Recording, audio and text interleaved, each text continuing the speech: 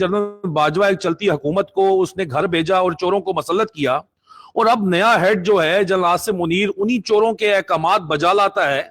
मैं आपको इनके ड्राइंग रूम के अंदर के किस्से बताऊं तो ये कहते हैं कोई नहीं, ताबेदार है अपना हाफिज, कोई मसला कोई नहीं है। प्राइवेट जेट्स के ऊपर जाके बाहर मुल्कों में कौम का सौदा करने लग जाएं तो उस फौज की फिर इज्जत कोई नहीं रह जाती। Please try to understand this. आप जितना मर्जी मेरे ऊपर गुस्सा अपना निकालना चाहते हैं आप निकाल लें, खास तौर के ऊपर टोनी हजरात जो हैं जो जर्नैल बनना चाहते हैं और वो अभी मजीद जिस तरह की अयाशियां ये करना चाहते हैं और जिस तरह की अयाशियां पाक फौज के जनरल करते हैं, उसके ऊपर मैं किस्सा इस वक्त वायरल हुआ है किस्सा, वो मैं जरूर सुनाना चाहूंगा। इंडियन आर्मी चीफ का कहना है कि उनके कुल असासे 29 लाख रुपए हैं। इसके ऊपर मजाक ये भी उड़ाया हमारे शहजादों ने, उन्होंने कहा ये तो डीएचए का 5 मरले का प्लाट इंडियन आर्मी चीफ नहीं ये ले सकता, ये पाकिस्तान क्या कश्मीर क्या आजाद कराएगा। जनरल लद्दड़ अपनी जिम्मेदारी संभालने सूडान पहुंचे तो आर्मी मेस में हस्बे रवायत इनके लिए शानदार अशाइये का एहतमाम था, जिसकी जिम्मेदारी इनके नायब पाकिस्तानी अफसर के जिम्मे थी।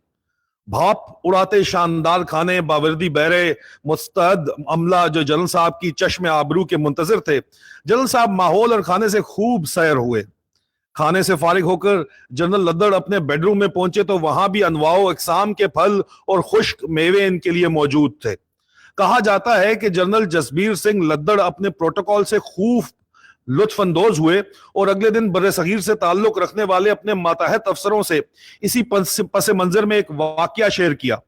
यह वाकया जाहिर है कहीं छपा तो नहीं, लेकिन सीना गजट से यहां वहां पहुंचा।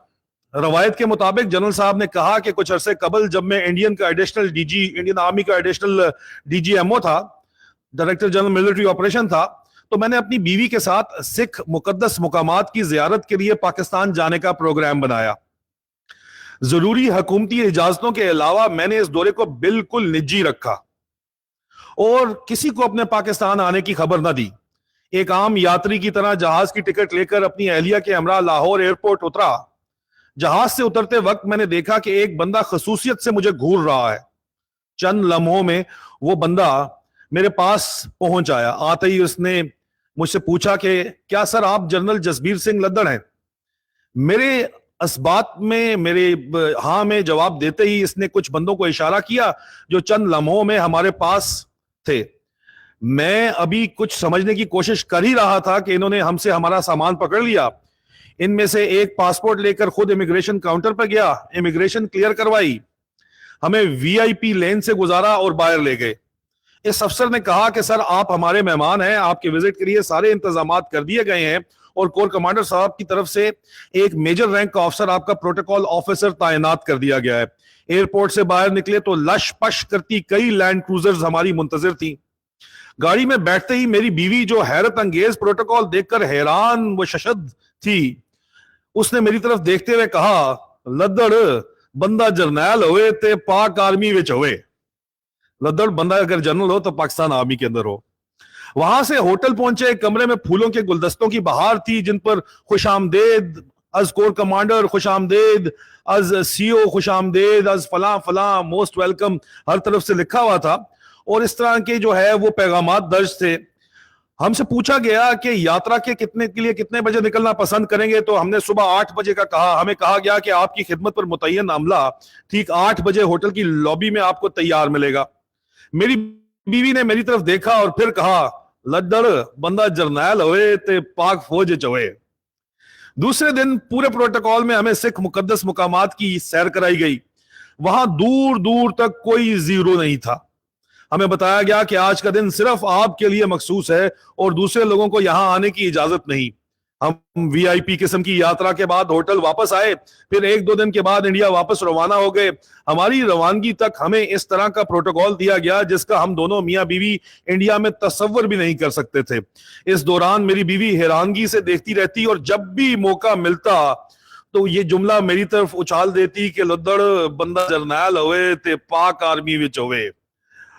बल्कि अब भी अक्सर मुझे मेरी बीवी ये कहती है जब भी हमारे हालात देखती है कि लद्दड़ बंदा जरनैल होवे ते पाक आर्मी विच होवे।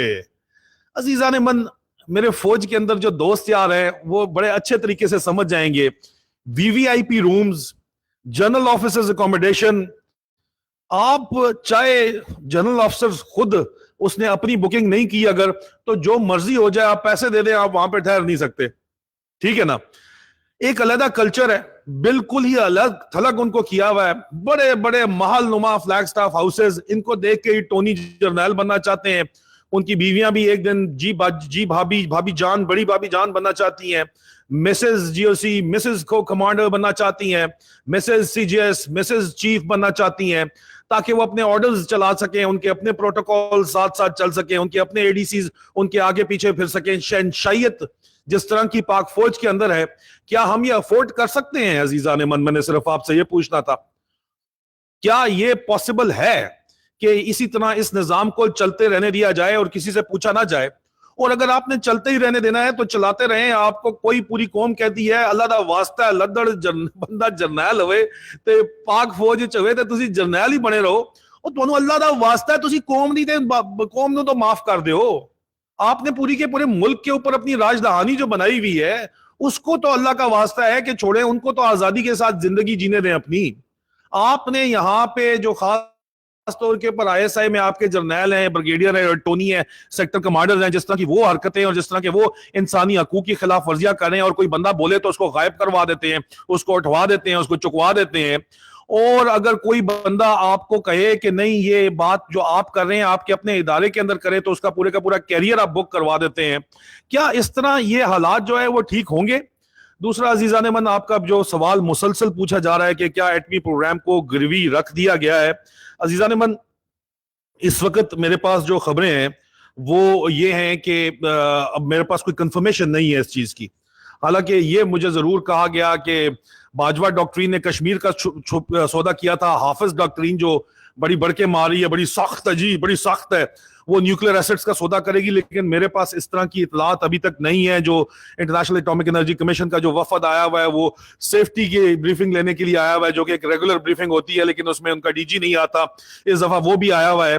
میرے پاس مزید تفصیلات جو آئیں گی این آر ای سی سی کے یہ جو وزٹ کے اوپر آپ لوگ سوال پوچھ رہے ہیں تو سیفٹی بریفنگ تھی جو میری اطلاعات ہیں. مزید میں اس کے اوپر آپ کو ضرور بتاؤں گا. M B S formula implement کرنے کے لیے جو دانے چاہیے وہ اس وقت تو میرا نہیں خیال کہ موجود ہیں یہاں پہ کسی کے پاس. کوئی اللہ ہی کرے کہ ان کے دل کے اندر کوئی اس طرح کی بات آ جائے